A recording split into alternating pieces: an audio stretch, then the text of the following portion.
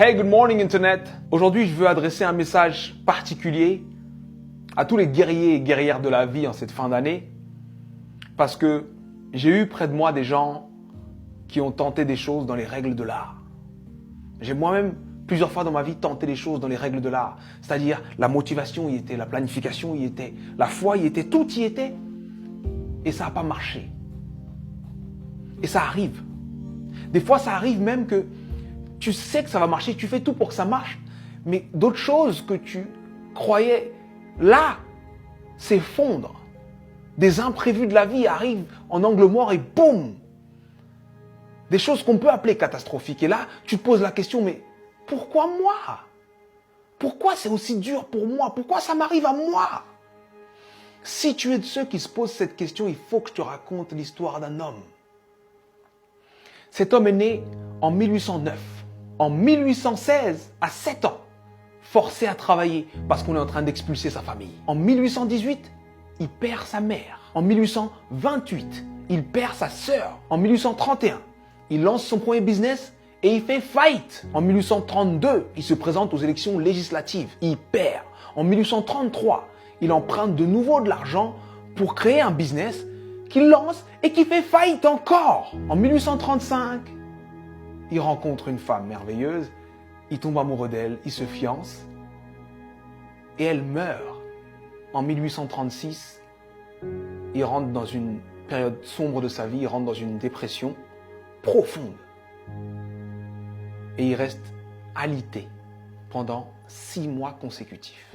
Mais il se relève. Il se relève et cette même année, 1836, il se représente aux élections législatives et il perd de nouveau. En 1840, il se présente pour être électeur. Il perd. Et en 1842, il rencontre la femme avec qui il va finir sa vie, sa femme. Il tombe amoureux, il se fiance, il se marie et elle lui donne 4 enfants.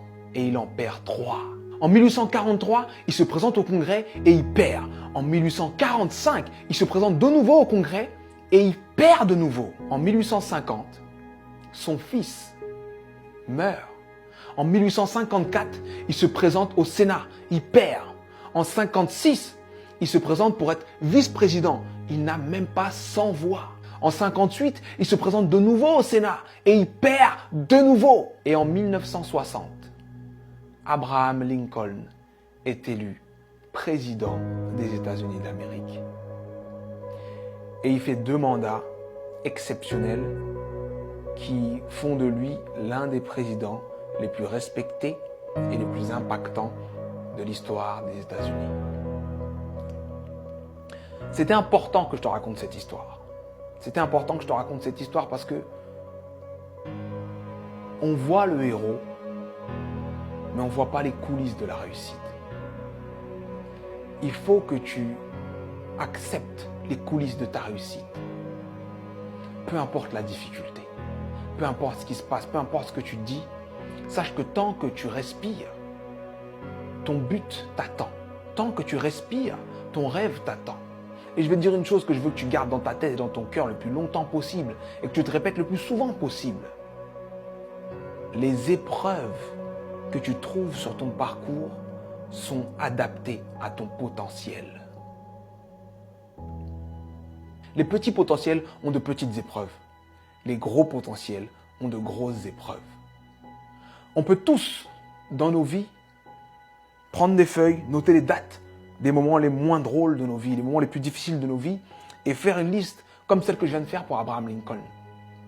Mais sincèrement, je pense que Abraham Lincoln faisait l'inverse. Pour avancer dans les coulisses de la réussite, pour avancer face à toutes ces épreuves, il faut se focaliser sur ce qu'il y a de bon, de positif et ce qui nous donne envie d'avancer. Donc, je sais que ça peut être dur d'être au cœur de la tourmente, ça peut être dur de perdre des gens, de faire face à l'échec encore et encore et encore. Mais concentre-toi sur ce que tu es en train d'essayer d'accomplir et accomplis-le. Et je peux te garantir que parce que tu es passé par là, tu as changé l'ampleur, le sens et le goût de ta réussite. Alors traverse ces épreuves. Elles sont adaptées à ton potentiel, elles sont là pour te faire grandir.